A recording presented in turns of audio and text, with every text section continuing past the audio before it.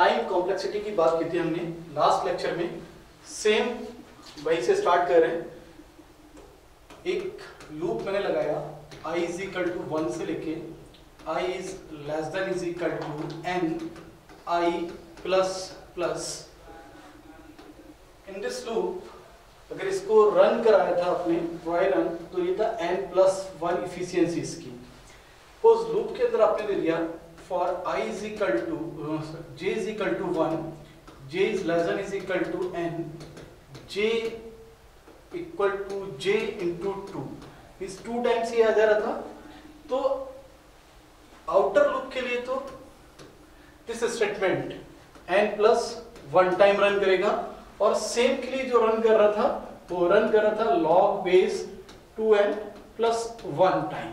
ठीक है, इसके अंदर जो भी एक स्टेटमेंट दे दिया हमने, printf समथिंग हेलो, सपोज एक स्टेटमेंट है इसके अंदर printf हेलो। जो ये स्टेटमेंट है that will run for the outer loop n time, this is also the n time, and for the inner loop log base 2n times। Total efficiency इसकी जब आपको फाइंड करना है, सबको ऐड किया, सबको ऐड करने पर ये आ रहा है n+1 plus n into log 2n plus n, multiply कर दीजिए, then plus n log 2n। Now it is equal to 2n log 2 base n plus n 2n plus 1। This is the equation. Now the time complexity of this equation is big O of the greater term is n log n, n log 2n. So this is the time complexity of this loop in uppercase. Now we are coming on the next topic, asymptotic notations. Asymptotic notations. Asymptotic notations is of 3 types. ये 3 types के asymptotic notations हैं, Vigo notation, theta notation and omega notation। Vigo notation use करते हैं जब आपको time complexity को worst case में analysis करना है। एवरेज केस में जब टाइम कॉम्प्लेक्सिटी को एनालिसिस करना है, then we use the theta notation. जब आपको बेस्ट केस में टाइम कॉम्प्लेक्सिटी को फाइंड करना है, then we use this omega notation.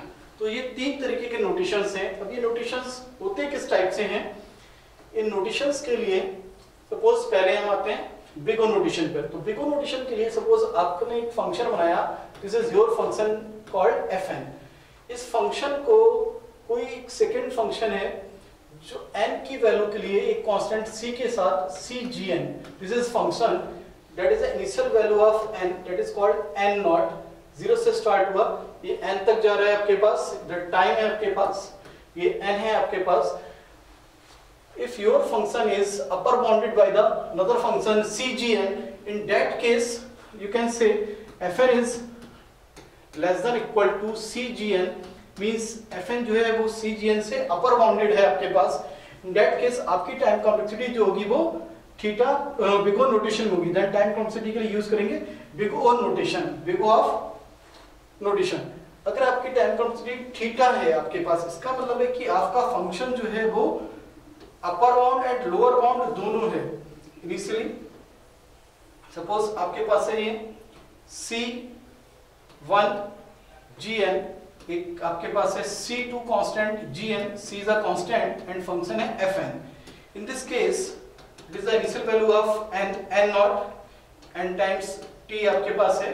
अगर आपका फंक्शन जो है अगर कहेंगे c1 gn is less than equal to fn is less than equal to c2 gn, इस टाइप से है आपके फंक्शन को upper bound and lower bound दोनों किया, means your function is sandwich between these two functions. इसके बीच में सैंडविच हो गया आपका function c1 gn and c2 gn के बीच में। Then we use the theta notation. तब वहां पर यूज करना है हमें रिप्रेजेंट करने के लिए theta notation. And the last one is omega notation. Omega notation आपके पास क्या करता है, आपके फंक्शन को लोअर बाउंड करता है, मींस आप उससे नीचे नहीं जा सकते, लोअर बाउंडेड है। Suppose this is your function fn and the value of n is this one, this is n naught initial value, ठीक है 0, so this one n means n naught is less than is equal to n, all the cases में ये रहेगा। यहाँ cgn means आपके function को cgn ने क्या किया हुआ है, लोअर बाउंड किया है। In that case we are using the omega notation.